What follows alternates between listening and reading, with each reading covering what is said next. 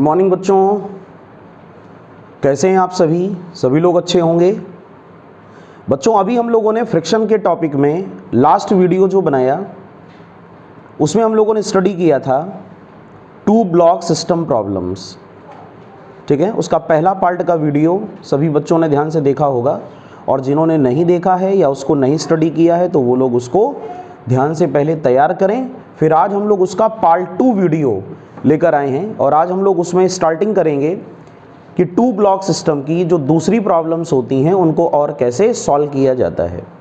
ठीक है, तो इसको बहुत अच्छी तरह आप लोग तैयारी करें, अच्छी तरह प्रिपेयर करें, क्योंकि एग्ज़ाम के लिए ये टॉपिक बहुत इंपॉर्टेंट होते हैं, चाहे वो 11th का एग्ज़ाम हो या फिर आप किसी कंपटीशन एग्ज़ाम की तैयारी कर रहे हो, आपको टू ब्लॉक सिस्टम प्रॉब्लम आना बहुत ही आवश्यक है। ठीक है बच्चों, तो आज हम लोग टू ब्लॉक सिस्टम या टू बॉडी प्रॉब्लम का सेकंड पार्ट स्टडी करेंगे, जिसमें ये देखेंगे कि अगर दोनों ब्लॉक एक साथ चलते हैं तो कंडीशंस क्या क्या थी। जैसे कि हमने कुछ क्वेश्चन अभी शुरुआत में भी लगाए पहले वाले पार्ट में इसके, और जो आज का इसका जो वीडियो है उसमें हम लोग अगर ये देखेंगे कि दोनों बॉडीज़ अगर एक साथ नहीं चलेंगी, दोनों बॉडीज़ डिफरेंट एक्सीलरेशन से चलेंगी या एक साथ नहीं मूव करेंगी, तो उनका एक्सीलरेशन हम लोग कैसे निकालेंगे और उनके बीच में घर्षण बल अर्थात फ्रिक्शनल फोर्स को हम लोग कैसे फाइंड आउट करेंगे। ठीक है, तो चलिए सभी लोग कॉपी पेन लेकर तैयार हो जाएं। Two block system part 2 question से ही हम लोग टॉपिक की शुरुआत करते हैं।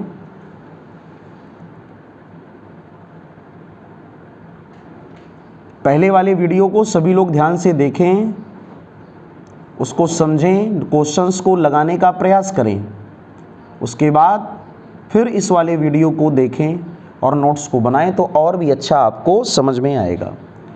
10 kg और 5 kg की दो बॉडीज़ एक दूसरे के ऊपर इस प्रकार रखी गई हैं जैसा कि डायग्राम में शो किया गया है, और 90 न्यूटन का फोर्स 90 न्यूटन का वाह्य बल 10 किलोग्राम की बॉडी पर लगा है। लोअर ब्लॉक और ग्राउंड के बीच में जो कोफिशिएंट ऑफ फ्रिक्शन है that is mu is equal to 0, और अपर ब्लॉक और लोअर ब्लॉक के बीच में जो फ्रिक्शन है दैट इज 0.4। कोई दूसरी वैल्यू भी हो सकती है, इसमें कुछ ऐसा नहीं कि यही कोई पर्टिकुलर वैल्यू है, लेकिन कैलकुलेशन के लिए हम लोगों ने इस वैल्यू को कंसीडर कर लिया। ठीक है, तो हम लोग को पहले तो वही सॉल्व करना है जो मैंने अभी आपसे बताया। सबसे पहले हमको निकालना है फाइंड नंबर 1 पहला पार्ट एक्सीलरेशंस ऑफ बोथ ब्लॉक्स, दोनों ब्लॉक्स का एक्सीलरेशन क्या होगा, और नंबर 2 हमको निकालना है frictional force on the blocks पर लगने वाला कितना फ्रिक्शन फोर्स होगा, घर्षण बल कितना होगा। ठीक है, दोनों बातें आपको समझ में आ गई। इसके पहले वाले वीडियो में हम लोगों ने जब दोनों बॉडीज़ एक साथ चलती हैं तो उसके कई एग्जाम्पल सॉल्व करके देखे थे जो बड़े ही इंपॉर्टेंट थे। आज उसका यही सेकंड पार्ट है, तो जिन बच्चों ने वो वीडियो नहीं देखा है उसको देख करके पहले आप लोग तैयार करें, और जिन्होंने चैनल को सब्सक्राइब नहीं किया है वो चैनल को जरूर सब्सक्राइब करें। ठीक है, क्वेश्चन आपको समझ में आ गया, तो स्टार्टिंग की जाए। चलिए, सारे स्टेप्स मैंने आपको बताए थे कि क्वेश्चन को कैसे सॉल्व किया जाता है। पहला स्टेप मैंने आपको ये बताया था कि जब आप क्वेश्चन को सॉल्व करोगे तो सबसे पहले आप एक काम करोगे, अपनी तरफ से ये एज्यूम करोगे कि दोनों बॉडीज़ या दोनों ब्लॉक एक साथ चलते हैं। तो पहले हम लोग वही एज्यूम करेंगे, let both blocks moves together, दोनों ब्लॉक एक साथ चलना प्रारंभ करते हैं। पहला स्टेप याद है। फिर हम लोगों ने क्या कहा था कि अगर दोनों ब्लॉक एक साथ चलेंगे तो दोनों को एक सिंगल बॉडी एज्यूम करेंगे, दोनों को एक सिंगल बॉडी एज्यूम करेंगे। तो ये वाला ब्लॉक है 10 kg का और ये वाला ब्लॉक है 5 kg का, और दोनों को मिला दोगे तो 15 kg, और यहाँ पर ये 90 न्यूटन का एक्सटर्नल फोर्स है। अब हम लोग क्या निकालेंगे, कंबाइंड एक्सीलरेशन। तो हम लोग निकालेंगे कंबाइंड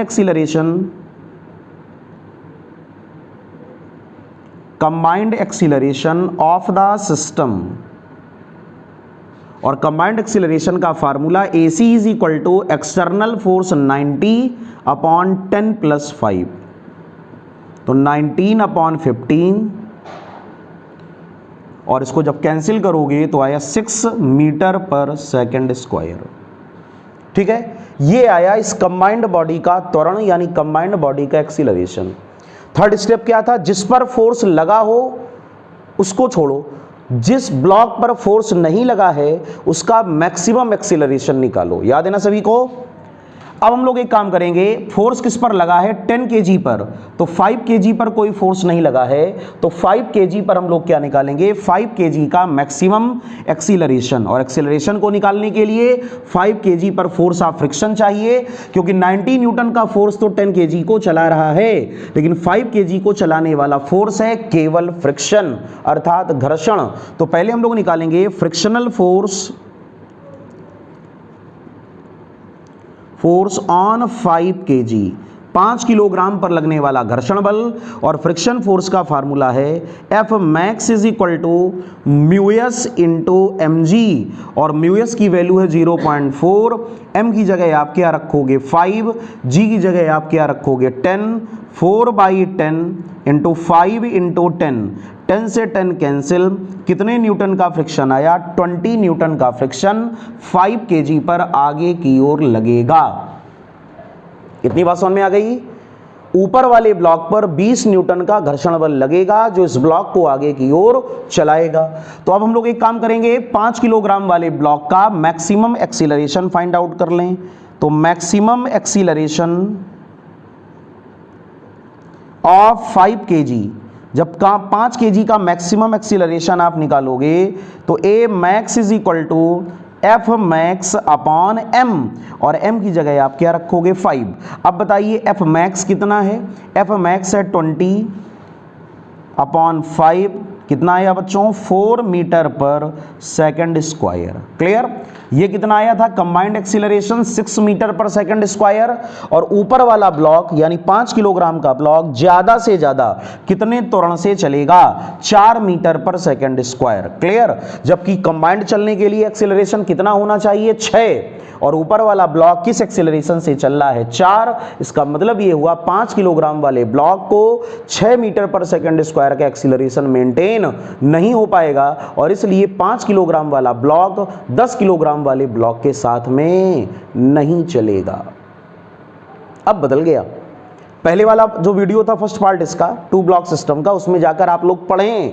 उसमें हम लोगों ने जो क्वेश्चन किए थे उसमें दोनों ब्लॉक एक साथ चल रहे थे, लेकिन जो सेकंड पार्ट का आज वीडियो हम लोग रिकॉर्ड कर रहे हैं या फिर जो आपको क्लास का लेक्चर दे रहे हैं उसमें आप ये देख रहे होंगे कि दोनों ब्लॉक एक साथ मूव नहीं कर रहे हैं। क्यों? क्या कंडीशन होती थी? बॉडी एक साथ कब चलेंगी? बॉडी एक साथ तब चलती थी जब A max की वैल्यू AC से ज़्यादा हो, है ना? लेकिन यहाँ पर A max कितना है? 4, AC कितना है? 6, तो ये ज़्यादा ना होकर के कम है, less than AC। That means both blocks moves with different acceleration.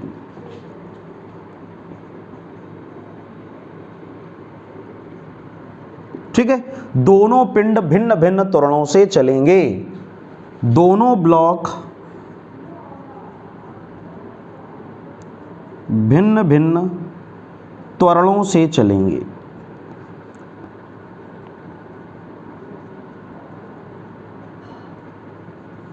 एक बात हमको समझ में आ गई कि दोनों ब्लॉक अलग अलग एक्सीलरेशन से मूव करेंगे, दोनों ब्लॉक एक ही एक्सीलरेशन से मूव नहीं करेंगे। बताओ बच्चों, इतनी बात पहले आपको समझ में आ गई?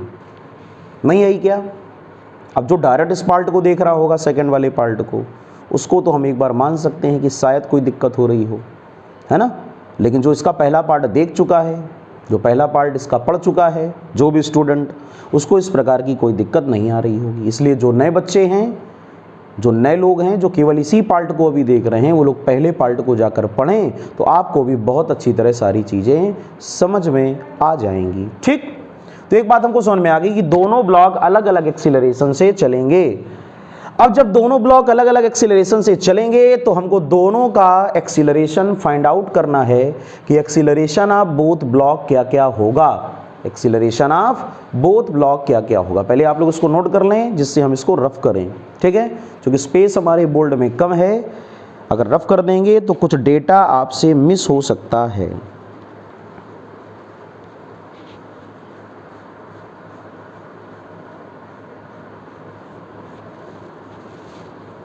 नोट कर लिया बच्चों?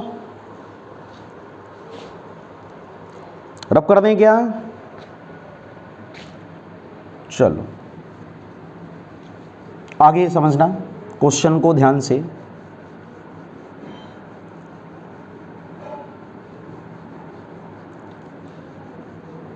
क्वेश्चन को आगे समझने का प्रयास करें सभी लोग। अब जब दोनों ब्लॉक अलग अलग चलेंगे तो हम लोग बच्चों क्या करेंगे, दोनों ब्लॉक के अलग अलग एक्सीलरेशन को फाइंड आउट कर लेंगे। ठीक, क्या हमको देखो पता चला, अगर हम लोग 5 kg की एफबीडी बनाएं, ठीक है, तो 5 किलोग्राम वाला जो ब्लॉक है इसको कौन चला रहा है, फ्रिक्शन। कितने न्यूटन से, 20। तो एक्सीलरेशन A5 क्या होगा, जानते हो, अभी निकाला था। A5 is equal to 20/5, that means 4 metre पर second square. This is A5। बहुत ही easier. A5 is equal to 4 metre पर सेकेंड स्क्वायर। 5 किलोग्राम वाले ब्लॉक का एक्सीलरेशन कितना होगा, 4 मीटर पर सेकेंड स्क्वायर। ठीक है, अब लोअर ब्लॉक का निकालें। लोअर ब्लॉक कौन सा है, 10 kg। इसकी एफबीडी हम लोग बनाएं, एफबीडी ऑफ 10 kg ब्लॉक। जब आप इसकी एफबीडी बनाओगे, 10 किलोग्राम का ब्लॉक है, आगे की ओर फोर्स कितना लग रहा है, 90 न्यूटन। और जब इस पर फ्रिक्शन लग रहा है 20 न्यूटन आगे, तो नीचे वाले ब्लॉक पे फ्रिक्शन लगेगा 20 न्यूटन बैकवर्ड, अर्थात पीछे की ओर। और इसका एक्सीलरेशन होगा A10, जो हमें फाइंड आउट करना है। तो कैसे निकालोगे A10? A10 is equal to 90 minus 20। दोनों फोर्स अपोजिट इन डायरेक्शन है, माइनस कर देना, अपॉन कितना होगा, 10। बोलो 90 माइनस 20 कितना हुआ, 70। ठीक है, और अपॉन कितना, 10। दैट मीन्स आंसर कितना आया, 7 मीटर पर सेकेंड स्क्वायर। तो A10 आ गया बच्चों 7 मीटर पर सेकेंड स्क्वायर। 10 किलोग्राम वाले का जो एक्सीलरेशन है वो 7 मीटर पर सेकेंड स्क्वायर होगा, और 5 किलोग्राम वाले का जो एक्सीलरेशन हम लोगों ने निकाला है वो कितना होगा, 5 किलोग्राम वाले का एक्सीलरेशन होगा 4 मीटर पर सेकेंड स्क्वायर। इतनी बात सबको समझ में आ गई क्या? दोनों के अलग अलग एक्सीलरेशन आ गए, दोनों के अलग अलग एक्सीलरेशन आ गए। रब कर दें इसको। अब क्या निकालना है, फ्रिक्शनल फोर्स। दोनों के बीच में लगने वाला फ्रिक्शन फोर्स अर्थात घर्षण बल कितना है। तो एक पार्ट तो इसका हम लोग पहले ही सॉल्व कर चुके हैं। कौन सा, 10 kg से 5 kg पर friction. Friction force between 5 kg and 10 kg। 5 kilogram और 10 किलोग्राम वाले ब्लॉक के बीच में कितना फ्रिक्शन है। तो अभी हम लोगों ने आंसर निकाला था 20 न्यूटन। कितना आंसर निकाला था, बोलो, 20 न्यूटन। इतने न्यूटन का फ्रिक्शन दोनों के बीच में लग रहा है, लेकिन लोअर ब्लॉक और ग्राउंड के बीच म्यू 0 है। तो friction force between 10 kg and ground, पृथ्वी और 10 किलोग्राम के बीच में लगने वाला फ्रिक्शन। तो अगर आप इस फ्रिक्शन की बात करोगे तो आंसर क्या आएगा, 0, क्योंकि म्यू इज इक्वल टू क्या है, 0। और जब म्यू इज इक्वल टू 0 तो इस पर कोई भी फ्रिक्शन काम नहीं करेगा। चारों आंसर आपको क्लियर हो गए। तो पहले हमको क्या समझ में आया कि दोनों ब्लॉक एक साथ नहीं चलेंगे। अगर दोनों ब्लॉक एक साथ नहीं चलेंगे तो किस किस एक्सीलरेशन से चलेंगे, हम लोगों ने ये फाइंड आउट कर लिया। और जब दोनों के एक्सीलरेशन आ गए तो इनके बीच में फ्रिक्शन फोर्स अर्थात घर्षण बल कितना होगा, इसको भी हम लोगों ने फाइंड आउट कर लिया। क्लियर हो गया। तो नोट कर लें क्वेश्चन को, बड़ा ही सिंपल क्वेश्चन था। अब इसकी सेकंड प्रॉब्लम मैं आपको दूंगा, आप अपने आप क्वेश्चन को सॉल्व करेंगे। क्लियर हो गया बच्चों? चलिए दूसरा क्वेश्चन ऐसे ही सॉल्व करें। क्वेश्चन ये कह रहा है कि किसी भी सरफेस पर दो ब्लॉक एक के ऊपर एक करके रखे गए हैं, एक है 10 किलोग्राम, एक है 5 किलोग्राम, ठीक है, और 10 kg को 90 न्यूटन के एक्सटर्नल फोर्स से खींचा गया। यहां पर लोअर सरफेस और ग्राउंड के बीच में कोफिशिएंट ऑफ फ्रिक्शन है 0.3 और 5 और 10 के बीच में कोफिशिएंट ऑफ फ्रिक्शन है 0.2। बड़ा इंपॉर्टेंट क्वेश्चन है, कई बार जेईई के एग्जाम में या नीट के एग्जाम में इस प्रकार के क्वेश्चन पूछे गए हैं, इसलिए इनको आप लोग बहुत ध्यान से समझें। पीछे वाले क्वेश्चन और इस वाले क्वेश्चन में थोड़ा सा डिफरेंस ये आ गया कि अभी हम लोगों ने ग्राउंड और लोअर ब्लॉक के बीच कोफिशिएंट ऑफ फ्रिक्शन को 0 लेट किया था, लेकिन इस वाले केस में फ्रिक्शन को 0 ना लेट करके कोफिशिएंट ऑफ फ्रिक्शन 0.3 लिया गया है। चलिए शुरुआत वैसे ही करें। पहले हम लोग ये पता करें, वही सारा डेटा हमको निकालना है, दोनों के बीच एक्सीलरेशन और फ्रिक्शनल फोर्स। उसको अभी मैं नहीं लिख रहा हूं यहां पर, ठीक है। दोनों के बीच में एक्सीलरेशन या दोनों का एक्सीलरेशन कितना है और इसके बीच में कितना फ्रिक्शन और इसके बीच में कितना फ्रिक्शन है। तो सबसे पहले तो एक काम करें, हम लोग ये लेट करें, now let both blocks moves together. अपनी तरफ से हम ये मान लें कि दोनों ब्लॉक एक साथ चलते हैं। अगर दोनों ब्लॉक एक साथ चलेंगे तो 10 और 5 क्या होगा, 15। एक इसको सिंगल बॉडी लेट कर लें, 15 किलोग्राम का एक सिंगल ब्लॉक है, 10 और 5 15, कोफिशिएंट ऑफ फ्रिक्शन है 0.3 और एक्सटर्नल फोर्स है 90 न्यूटन। क्लियर? एक्सटर्नल फोर्स कितना है, 90 न्यूटन। अब एक काम करें, हम लोग पहले ये पता लगाएं कि इस पूरी बॉडी और सरफेस के बीच में कितना फ्रिक्शन है। तो मैक्सिमम फ्रिक्शन अधिकतम घर्षण बल, इसी को हम लोग बोलते हैं लिमिटिंग फ्रिक्शन, सीमांत घर्षण। तो अगर हम लोग लिमिटिंग फ्रिक्शन की बात करें या मैक्सिमम फ्रिक्शन की बात करें तो F max is equal to mu M G. तो म्यू की जगह 0.3, एम की जगह 15 और जी की जगह कितना हुआ बच्चों, 10। तो ये हुआ 3/10 इंटू 15 इंटू 10। क्लियर? तो ये आया 45 न्यूटन। तो बच्चों लिमिटिंग फ्रिक्शन हमारे पास में आ गया 45 न्यूटन का और आगे की ओर जो फोर्स लग रहा है वो 90 न्यूटन का। कहने का मतलब जो सीमांत घर्षण है लिमिटिंग फ्रिक्शन, वो बॉडी के मोशन को अपोज नहीं कर पाएगा और ये जो ब्लॉक रखा हुआ है वो सरफेस पर आगे की ओर स्लाइड करेगा। That means block slides over the surface. जो ब्लॉक है वो सरफेस पर आगे की ओर मूव करेगा। क्लियर? अब हम लोग निकाल लें इसका मैक्सिमम एक्सीलरेशन या कंबाइंड एक्सीलरेशन कितना है। तो अब हम लोगों ने निकाला कॉमन एक्सीलरेशन या combined acceleration of the block system. ठीक है, इसको हम लोग क्या बोलेंगे, AC is equal to external force F minus small f upon m plus m। देखो जरा, 90 newton capital F, small f 45 newton, तो रिजल्टेंट निकालोगे तो 90 माइनस 45 और अपॉन टोटल मास कितना है, कैपिटल M प्लस m का मतलब हुआ 15 kg, दोनों को ऐड करके। तो वही हमने यहां पर लिख दिया। तो कैपिटल F की जगह 90 माइनस स्मॉल f की जगह आप क्या रखोगे 45 और अपॉन कितना है आपके पास में 15। तो ये आ गया 90 माइनस 45/15 दैट मीन्स 3 मीटर पर second square. This is AC। पूरा सिस्टम 3 मीटर पर सेकंड स्क्वायर से आगे की ओर बढ़ेगा। अब हम लोग ये चेक करें कि जब पूरा सिस्टम 3 मीटर पर सेकंड स्क्वायर से आगे की ओर बढ़ेगा तो क्या 5 kg का ब्लॉक इस एक्सीलरेशन को मेंटेन कर लेगा। तो हम लोग क्या निकालेंगे, 5 kg वाले ब्लॉक का एक्सीलरेशन। उससे पहले बच्चों हमको क्या निकालना पड़ेगा, 5 kg वाले ब्लॉक और 10 kg वाले ब्लॉक के बीच में लगने वाला फ्रिक्शनल फोर्स। तो हम लोग क्या निकालेंगे, friction force between 5 kg and 10 kg, क्या लगाओगे फार्मूला? F is equal to mu M G. F is equal to mu M G में म्यू इस बार कितना है? 0.2 और m की जगह आप क्या रखोगे? 5 इंटू 10, तो ये आपके पास में आ गया 10 न्यूटन। इसका मतलब ये हुआ कि इन दोनों के बीच में जो फ्रिक्शन है वो 10 न्यूटन का है। कितने न्यूटन का?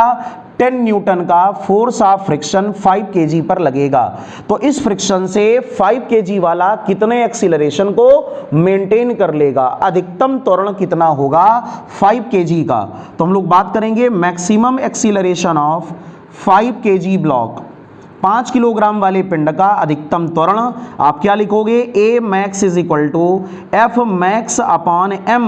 F max, this is F max. F max हमारे पास में कितना आया है? 10 और एम की जगह कितना है? 5। दैट मीन्स 2 मीटर पर सेकेंड स्क्वायर। कहानी गड़बड़ हो गई, कहानी गड़बड़ हो गई, खेल बिगड़ गया। देखो जरा, अगर दोनों को एक साथ चलना है तो एक्सीलरेशन कितना होगा? 3 मीटर पर सेकेंड स्क्वायर। लेकिन ऊपर वाला जो ब्लॉक रखा है 5 वाला, वो ज्यादा से ज्यादा कितने एक्सीलरेशन को मेंटेन कर रहा है? 2 मीटर पर सेकेंड स्क्वायर। इसका क्या मतलब हुआ? देयरफॉर जो ए मैक्स है this is less than A C. 2 metre पर सेकेंड स्क्वायर की वैल्यू लेस देन होगी 3 मीटर पर सेकेंड स्क्वायर से।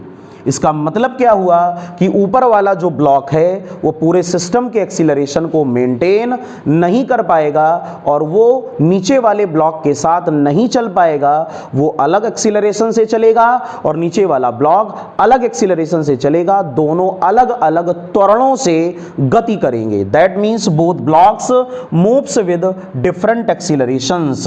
That means both blocks moves with different accelerations. दोनों अलग अलग त्वरणों से चलेंगे। क्लियर? अब दोनों के एक्सीलरेशन कितने होंगे ये अभी हम लोग फाइंड आउट करेंगे। तो इतनी बात सबको समझ में आ गई। पहले हम लोगों ने क्या पता कर लिया कि दोनों ब्लॉक एक साथ चलेंगे कि नहीं चलेंगे। तो हमको पता चला कि दोनों ब्लॉक एक साथ नहीं चलेंगे। जब दोनों ब्लॉक एक साथ नहीं चलेंगे तो दोनों ब्लॉक जब अलग अलग चलेंगे तो उनका एक्सीलरेशन कितना होगा। तो अब हमको निकालना है दोनों ब्लॉक का अलग अलग एक्सीलरेशन। क्लियर? एक का एक्सीलरेशन तो आपको पहले से ही पता है। 5 किलोग्राम वाला ब्लॉक ज्यादा से ज्यादा किस एक्सीलरेशन को मेंटेन कर लेगा, अभी हम लोग लिख रहे हैं। नोट कर लो सब लोग, जल्दी से नोट करें, चीज़ों को ध्यान से समझें। बहुत ही इंपॉर्टेंट टॉपिक है, इसको आपको समझना बड़ा ही आवश्यक है। रब कर दिया जाए।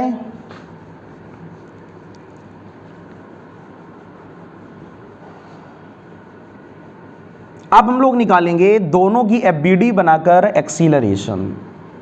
ठीक है?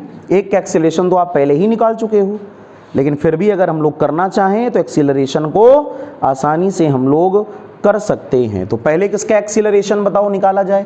5 kg का। तो एफबीडी ऑफ 5 kg, जिसका एक्सीलरेशन निकालना हो उसका एफबीडी बना दिया करो। फोर्स या फ्री बॉडी डायग्राम। क्लियर?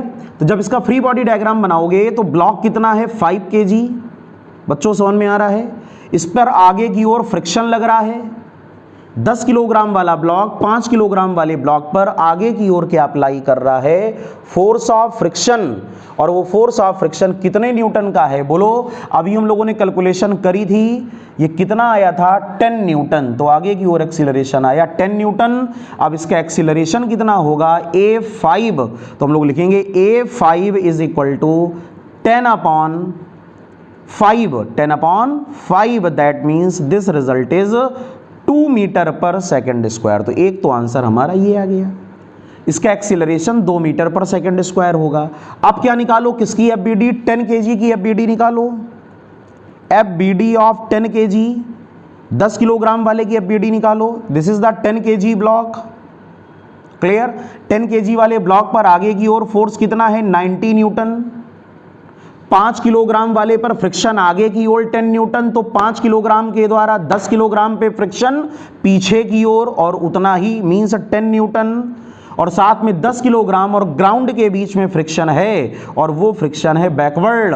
और वो फ्रिक्शन कितना आया था? 0.3 into 3/10 into 10 that means 30 Newton.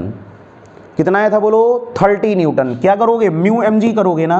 30 क्यों लोगे? m की जगह 10 + 5 मीन्स 15, तो यहाँ 15 हो जाएगा। और उसके बाद में g की वैल्यू हमारे पास में कितनी थी? 10 से 10 कैंसिल, 45 न्यूटन।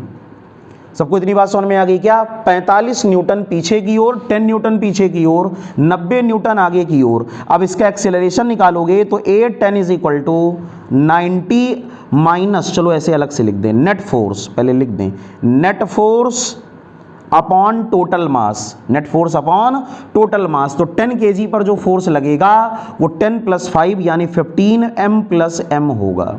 कितना होगा? m + m। अब बोलो नेट फोर्स कितना है? 90 माइनस 45 + 10 55, 55 और बटे m + m 10 5 15। बात को समझ में आ गई क्या? पूरे ब्लॉक का जो एक्सीलरेशन है वो हमको कंसीडर करना पड़ेगा, और अगर उसको हम लोग कंसीडर करेंगे, हमको एक्सीलरेशन केवल किसका निकालना है? एक्सीलरेशन निकालना है 10 kg का। बच्चों यहाँ ध्यान देना, जब एक्सीलरेशन 10 kg का निकालोगे तो यहाँ पर कैपिटल M ही लोगे, तो यहाँ पर हमको केवल रखना पड़ेगा 10। अब बताइए कितना आया? 90 माइनस 55, 10 5 ये हो गया 5 और ये हुआ 3 35। क्लियर?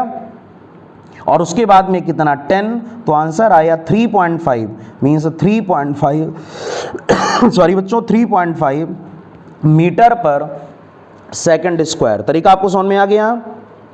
एक्सीलरेशन जो नीचे वाले ब्लॉक का होगा 10 kg का, उसमें नेट फोर्स अपॉन मास करोगे, और अगर नेट फोर्स अपॉन मास करोगे तो मास केवल कितना लेना है? लोअर ब्लॉक का 10, दोनों को ऐड करके नहीं लिया जाएगा। तो कैलकुलेशन में आंसर क्या आएगा? 3.5 मीटर पर सेकंड स्क्वायर। तो दोनों आंसर आपको क्लियर हो गए। पहले हम लोगों ने क्या निकाला? 5 किलोग्राम का एक्सीलरेशन A5 आया 2 मीटर पर सेकंड स्क्वायर। फिर हम लोगों ने क्या निकाला? नीचे वाले ब्लॉक का एक्सीलरेशन 10 kg का, और वो कितना आया? 3.5 मीटर पर सेकंड स्क्वायर। नोट कर लें आंसर को, A10। फ्रिक्शनल फोर्स हम लोग पहले ही निकाल चुके हैं, फ्रिक्शनल फोर्स हम लोग पहले ही काउंट कर चुके हैं। फ्रिक्शन फोर्स की वैल्यू काउंट करने के लिए सिंपल सा मेथड अभी हम लोगों ने देखा था कि 5 kg और 10 kg के बीच जो फ्रिक्शन लग रहा था वो कितना लग रहा था? 10 न्यूटन, ये आंसर हो जाएगा। और 10 kg ब्लॉक और लोअर वाले ब्लॉक के बीच में जो फ्रिक्शन लग रहा था वो कितना लग रहा था? 45 न्यूटन। तो ये फ्रिक्शन फोर्स हो गया। चारों आंसर आपको क्लियर हो गए। 2 में हम लोगों ने क्या निकाला था? एक्सीलरेशन, और 2 में हम लोगों ने क्या निकाला था? Frictional force. इसको बोलते हो घर्षण बल। ठीक है, पूरे क्वेश्चन का तरीका क्लियर? नोट कर लें जल्दी से। समझ में आ गया बच्चों? तो अगला क्वेश्चन, चलिए खुद से क्वेश्चन लगाएं और ये पता लगाएं कि क्या होगा। क्या दोनों ब्लॉक एक साथ चलेंगे? अगर चलेंगे तो एक्सीलरेशन कितना होगा? नहीं चलेंगे तो दोनों का अलग अलग एक्सीलरेशन कितना होगा? 40 किलोग्राम 10 किलोग्राम की दो बॉडीज हैं। ऊपर वाले सरफेस के बीच में कोफिशिएंट ऑफ फ्रिक्शन 0.4, नीचे वाले सरफेस के बीच 0.5, अप्लाइड फोर्स है 500 न्यूटन। 500 न्यूटन के वाई बल से बॉडी को खींचा गया। ठीक है, इसको कर लीजिए 0.5 और इसको कर लीजिए 0.4। चलो सबसे पहले आप ये पता लगाओ कि क्या दोनों ब्लॉक एक साथ चलेंगे। उसके बाद ये पता लगाओ कि अगर एक साथ चलेंगे तो एक्सीलरेशन क्या होगा, और अगर एक साथ नहीं चलेंगे तो इनका एक्सीलरेशन क्या होगा। करें अपने आप क्वेश्चन को। 0.4 0.5 0.4 0.5। सबसे पहले आप पता लगाओ कि पूरे ब्लॉक को एक सिस्टम मानो और ये देखो कि कितना फ्रिक्शन लग रहा है।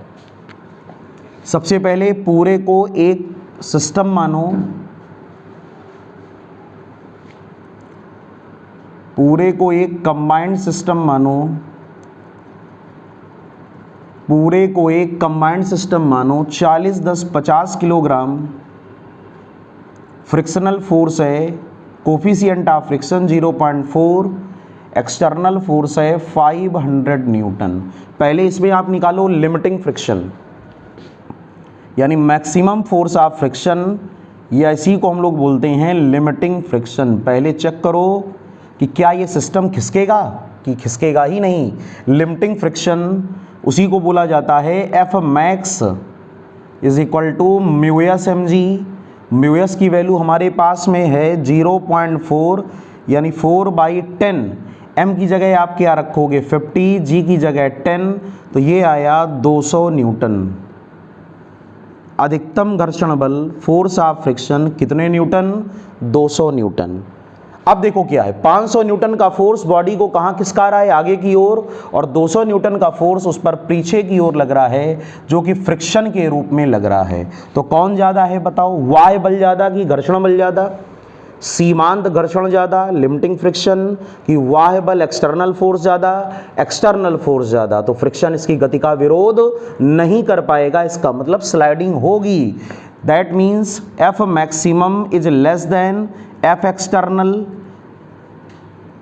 ठीक, ये 500, ये 200, अपोजिशन नहीं होगा। So block moves over surface, जो ब्लॉक होगा वो सरफेस पर चलेगा। जब चलेगा, अब ये पता करो कि क्या एक साथ चलेगा, तो हम लोगों ने लेट कर लिया। Now let both blocks moves together, माना दोनों पिंड एक साथ चलते हैं। अब जब दोनों एक साथ चलेंगे तो सबसे पहले ये निकालो कि कंबाइंड एक्सीलरेशन कितना है। तो हम लोग निकालेंगे सबसे पहले combined acceleration of block system. पूरे ब्लॉक सिस्टम का कंबाइंड एक्सीलरेशन कितना है। कंबाइंड एक्सीलरेशन क्या होता है, एसी। क्या होता है बताओ, एसी। और एसी इज इक्वल टू क्या होता है, net force upon total mass. हाँ, करते रहो अपने आप, net force upon total mass. बताइए नेट फोर्स कितना है, कैपिटल एफ आगे की ओर, लिमिटिंग फ्रिक्शन पीछे की ओर। कैपिटल एफ और स्मॉल एफ, या लिमिटिंग एफ एल भी कह दो, चलो लिख दें क्या, एफ एल, वही एफ मैक्स। और टोटल मास कितना है, एम प्लस एम। तो बताइए कैपिटल एफ कितना 500, लिमिटिंग फ्रिक्शन पीछे कितना 200 न्यूटन, और एम प्लस एम कितना 50। 500 में से 200 गए 300, 300/50, 0 0 कैंसिल, कितना आया 6 मीटर पर सेकंड स्क्वायर। इसका मतलब ये हुआ कि अगर दोनों एक साथ चलें तो किस एक्सीलरेशन से चलना चाहिए, दोनों को एक साथ 6 मीटर पर सेकंड स्क्वायर से चलना चाहिए। अब इसका अगला स्टेप क्या था बताओ भाई सभी लोग, इसका अगला स्टेप क्या था। इसका अगला स्टेप ये था कि जो ऊपर वाला ब्लॉक है इसका एक्सीलरेशन कितना होगा। ऊपर वाला ब्लॉक कितना है बताओ, ऊपर वाला ब्लॉक है 10 kg। आप ये पता लगाओ 10 kg क्या नीचे वाले ब्लॉक के साथ चलेगा। इसके लिए आपको क्या निकालना पड़ेगा, फ्रिक्शन फोर्स। तो सबसे पहले हम लोग निकालें friction force between 10 kg and 40 kg।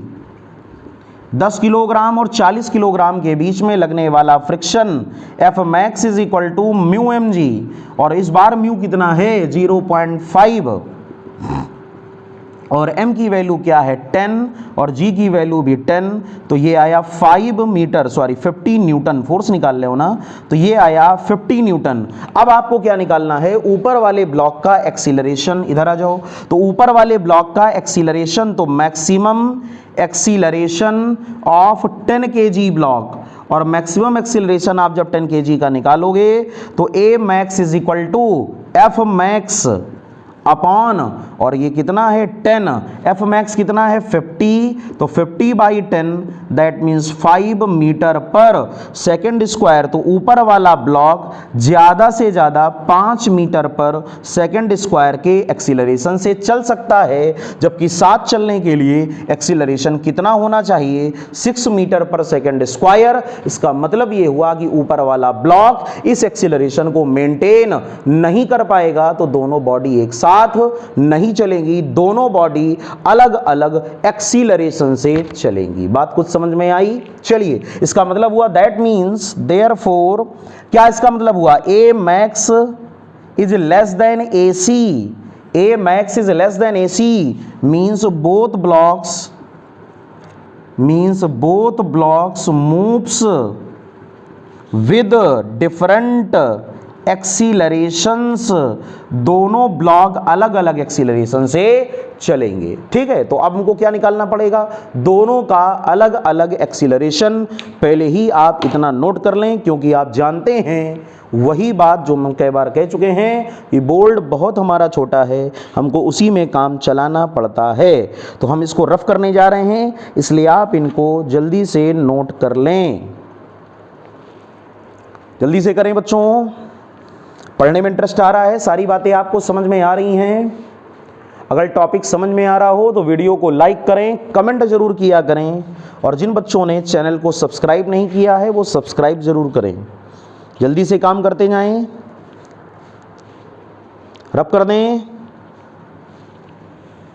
रब कर दिया जाए, रब कर दिया जाए। चलो अब हमको क्या निकालना है, दोनों ब्लॉक का एक्सीलरेशन। दोनों ब्लॉक का, जब दोनों अलग अलग चलेंगे तो दोनों का एक्सीलरेशन कितना होगा। अगर दोनों के एक्सीलरेशन की बात करोगे तो पहले किसका एक्सीलरेशन निकालोगे, 10 kg का, और फिर किसका एक्सीलरेशन 40 kg का। तो एक तो आ ही चुका है 10 kg का। चलो फिर लिख देते हैं। सबसे पहले FBD ऑफ 10 kg, 10 kg की अगर मैं BD बनाए 10, तो बताओ 10 kg पर आगे केवल क्या लग रहा है, फ्रिक्शन। 10 kg पर आगे केवल क्या लग रहा है, फ्रिक्शन। और कितना फ्रिक्शन लग रहा है, 5/10 इंटू 10 इंटू 10। क्यों भाई, 5/10 0.5 mu mg into 10 into 10, that means 50 Newton. कितना लग रहा है, 50 न्यूटन। तो ये 50 न्यूटन का फ्रिक्शन आगे की ओर लगा, तो आगे कितना एक्सीलरेशन होगा, A10। तो हम लोग लिखेंगे A10 is equal to 50 newton upon 10। तो ये आ गया 5 मीटर पर सेकंड स्क्वायर। इसका मतलब A10 होगा 5 मीटर पर सेकंड स्क्वायर। क्लियर। 40 किलोग्राम की बात करें, FBD आप 40 kg, हाँ 40 ही लेना, टोटल ना ले लेना, जैसे पिछली बार हमसे हो रहा था। ठीक है, अब 40 kg की अगर आप BD की बात करोगे तो दिस इज द 40 kg। आगे की ओर फोर्स कितना है, 500। इसने इस पर फ्रिक्शन आगे की ओर कितना लगाया था, 50 न्यूटन। तो 10 वाले ने 40 पे पीछे की ओर लगा दिया, कितने न्यूटन, 50 न्यूटन। क्लियर। और साथ में 40 किलोग्राम और ग्राउंड के बीच में जो फ्रिक्शन लग रहा था वो कितना कैलकुलेट होके आया था, देखो बच्चों 200 न्यूटन। पीछे की ओर कितना फ्रिक्शन आया था, बताओ, पीछे की ओर फ्रिक्शन आया था 200 न्यूटन। क्लियर। अब निकाल लो A40, तो A40 is equal to net force कितना है, 500 आगे, ये दोनों पीछे, इन दोनों को जोड़ करके इससे घटा दो, तो 500 माइनस 250, तो 250, और अपॉन टोटल मास क्या, जिसकी FBD बना रहे हो 40 किलोग्राम, जिसका एक्सेलरेशन निकालना है, तो ये हुआ 250/40, 0 से 0 कैंसिल, ये आया 6.25 मीटर पर सेकंड स्क्वायर। क्लियर। तो बताओ A10 कितना, A40 कितना आया, A40 आया 6.25 मीटर पर सेकंड स्क्वायर। कैलकुलेशन आपको समझ में आ गई। इस प्रकार दोनों के एक्सीलरेशन को आसानी से फाइंड आउट किया जाता है, जो कि बड़ा आसान है। तो फ्रिक्शन फोर्स भी पता चल गया, 40 किलोग्राम और ब्लॉक के बीच में कितना फ्रिक्शन है, 200 न्यूटन। 10 किलोग्राम और 40 किलोग्राम के बीच में कितना फ्रिक्शन है, 50 न्यूटन। तो this is the answer of this question. Clear. सभी को पूरी बात समझ में आ गई, जल्दी से नोट कर लें। एक्सीलरेशन हो गया और फ्रिक्शन फोर्स भी हो गया, एक्सीलरेशन हो गया और फ्रिक्शन फोर्स भी हो गया, एक्सीलरेशन हो गया और फ्रिक्शन फोर्स भी हो गया। सभी को समझ में आ रहा है कि नहीं आ रहा, आ रहा है, बहुत अच्छी बात। अगर समझ में आ रहा है जल्दी से नोट करें। बड़े अजीब अजीब से सवाल हैं सर देखने में, हैं? बड़े सिंपल होते हैं, अगर चीज़ों को आप ध्यान से समझें तो कुछ अजीब नहीं होता, अजीबो गरीब कुछ भी नहीं होता, पढ़ने वाले बच्चों के लिए कुछ भी टफ नहीं होता। नोट कर लें। तो बच्चों आज के हम लोगों ने इस वीडियो में 2 ब्लॉक सिस्टम के क्वेश्चंस को सीखा कि 2 ब्लॉक सिस्टम में जो एक्सीलरेशंस होता है वो कैसे जनरेट होता है, या वो एक्सीलरेशन होगा तो कौन सा होगा, क्या कंबाइंड एक्सीलरेशन होगा कि अलग अलग होगा। कहने का मतलब दोनों बॉडी एक साथ चलेंगी तो कंबाइंड एक्सीलरेशन होगा, दोनों बॉडी अगर अलग अलग चलेंगी तो उनका एक्सीलरेशन भी क्या होगा, अलग अलग होगा। और हम लोगों ने क्या निकालना सीखा, दोनों ब्लॉक्स के बीच का फ्रिक्शन और नीचे वाले ब्लॉक और सरफेस के बीच का फ्रिक्शन। आई होप आपको पूरा टॉपिक बहुत अच्छी तरह समझ में आ गया होगा। आप लोग उसकी लगातार प्रैक्टिस करें, आगे भी हम लोग इनके क्वेश्चंस को लगाते रहेंगे और अगले जो वीडियो अभी हम लोग आगे लेकर आएंगे उनमें और भी अच्छी अच्छी प्रॉब्लम्स को भी हम लोग आगे सॉल्व करेंगे। तब तक आप लोग 2 ब्लॉक सिस्टम का पार्ट 1 और 2 ब्लॉक सिस्टम का पार्ट 2 दोनों को अच्छी तरह तैयार करें, मेहनत करें और इन चीज़ों को रिवीजन में रखें। ठीक है बच्चों, तो नेक्स्ट वीडियो अब हम लोगों का होगा एंगल ऑफ फ्रिक्शन और एंगल ऑफ रिपोज का, घर्षण कोण और विराम कोण का। उसमें भी आपको बहुत सारी नई नई चीज़ें सीखने को मिलेंगी, तो आप लोग इसी प्रकार मन लगाकर पढ़ाई करते रहें और अगले वीडियो में एंगल ऑफ फ्रिक्शन टॉपिक लेकर हम लोग जल्दी से उपस्थित होंगे। तब तक के लिए जय हिंद, जय भारत।